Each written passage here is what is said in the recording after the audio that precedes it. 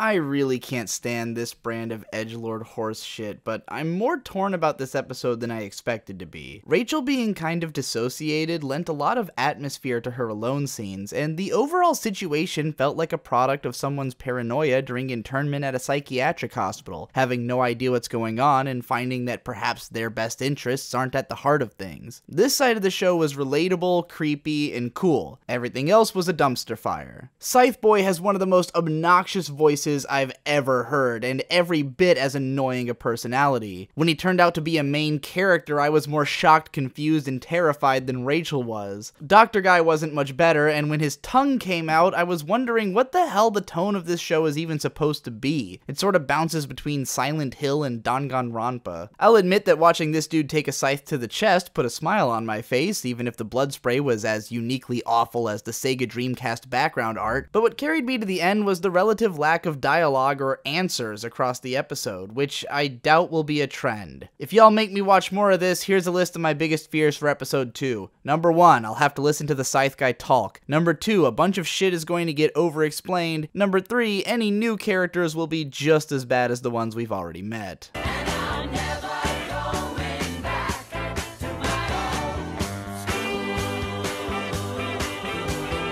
This was a frustrating watch. It's totally my sense of humor, and a lot of the jokes and scenarios would have probably made me laugh had they not been delivered so poorly. I quickly found myself curious about the manga, and sure enough, despite being a near one-to-one translation, the anime is vastly worse thanks to its production quality. Timing is everything in comedy. Any situation can be funny with careful build-up and tension dispersal, but even a would-be hilarious scene will be ruined by lazy audio-visual presentation. Everything looks and sounds cheap here. Awful walk cycles are a distraction from otherwise interesting sequences. Bland music dampens the impact of dialogue, and impotent voice acting undersells it even further. There's no sense of build-up and payoff in the jokes either. It's like everything was simply timed around how long it takes to say the line or show the action, as opposed to how it could be made funny. I'm laying this one squarely at the feet of the director, given his track record of mostly garbage. This manga deserved a lot better. Instead, it doesn't even crack the top 2 of anime about a girl trying to get to school on time. 'Cause the women so fine in the summertime,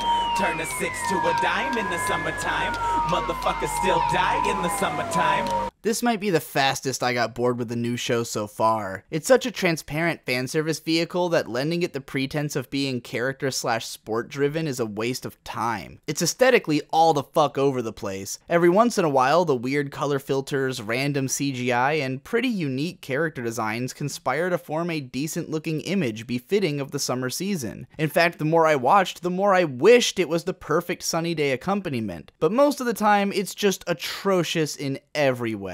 If all I wanted was to look at nice asses at the beach, I've got Galboru for that, and it doesn't need to take 23 minutes of my life every week.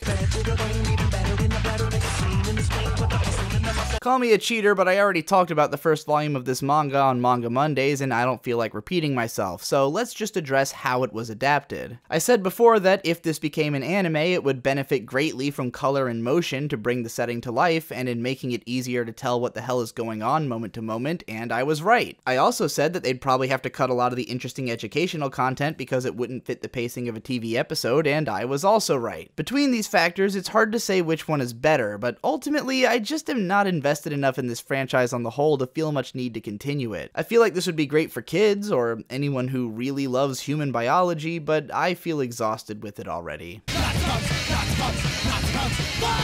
And the award for shittiest character designs of the season goes to the other isekai where the main character gets to keep his smartphone. About 1 minute into this, the main character looks up military strategies on his phone and then guides his soldiers into a phalanx formation. When thanked for it, he says that he didn't come up with it, Alexander the Great and Oda Nobunaga did. I was willing to write off the Nobunaga thing as the usual historical ethnocentrism, but I was also pretty sure the Greeks made up the phalanx, and sure enough, you have to go pretty deep into the Wikipedia article before Alexander is even mentioned. I googled around for Oda Nobunaga phalanx and couldn't find anything relevant. I even went to the Japanese Wikipedia page and searched the kanji of his name and got nothing. When I finally looked back at the show, the main character was being heralded with chants of Sieg Patriarch. I waited to see if there was a twist coming, but no. This is gate-level jingoistic horse shit. I am the ugly, I am so ugly with the face only your mother could love Look, I don't go out of my way to harp on about backgrounds. I swear, it didn't used to be like this. I don't know what line of thinking has brought us here, but the level this is happening on really astonishes me. Maybe it doesn't help that I instantaneously couldn't give a fuck about any of the dialogue and I hate the main girl's voice, and maybe it doesn't help that the first 2 seconds looked legitimately great and then everything immediately went to shit, but all I could focus on here was the staggering vastness of artistic inconsistency on display. Also, I guess this is an anime version of Pawn Stars?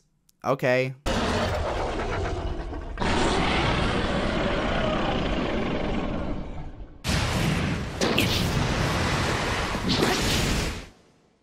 That was the unedited first scene of this anime. I rest my case.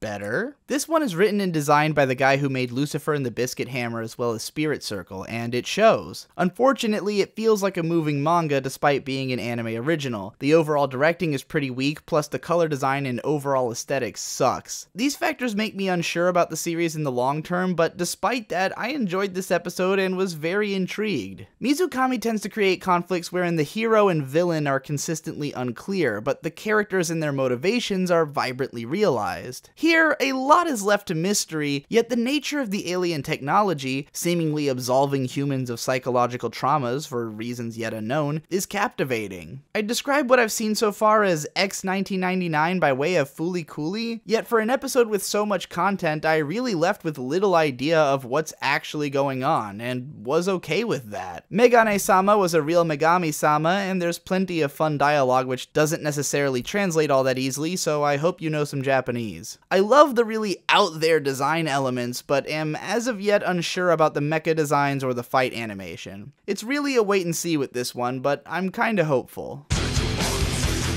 I hate this. I don't get it. The jokes are a jumble of random stupid bullshit with no particular logical thread. Everyone is the bokeh, even though we hear their internal monologues and know that they are capable of sense, yet refuse to make any for no reason. It's like watching Take-Q in slow motion, which ruins the point. It looks like it wants to be Nichijou, yet like everything else this season, pales in visual comparison to that now ancient series. I know a lot of you are gonna love this shit and hate me for dissing it while loving Goku dolls, but guess what? I don't give a fuck!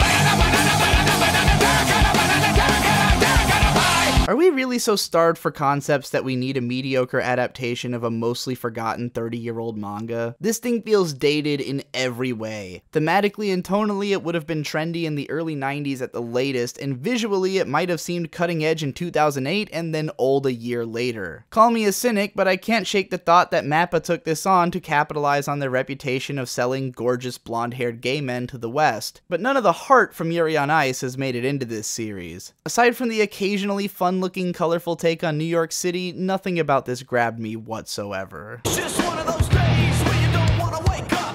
Everything is fucked, everybody sucks. I decided I'd give this show a chance despite the CG dancing when I saw the pink-haired glasses girl. Then I heard her voice and I dropped it instantly. The music in this show blows dick, and it's a huge waste of a set of decent character designs. The fucked thing about this show is that it might have been one of the better looking things on TV if not for that garish filter over everything. Why did they do this? How could I possibly watch this for more than 2 minutes? Is there some rule that Fujo bait has to be generic garbage, or are they really just that loose with their wallets? This is a serious question. I don't like derisively slagging off every show with a cast of pretty boys, but I'm not given much of a choice. I'm not the one who's so far away when I feel the snake bite enter my veins. Look, this show is trash. It's stupid, the dialogue all sucks, the situations are uncreative, the characters are one-dimensional, and I enjoyed the entire thing. Since time immemorial, there has been the dumbass show about 4 quirky girls sitting around in a room, and they've always had a dedicated fan base which I've never really been a part of. But give me one with a couple of character designs in my wheelhouse, a ton of really dynamic facial expressions, and some comically over-the-top violence, and I'm hooked.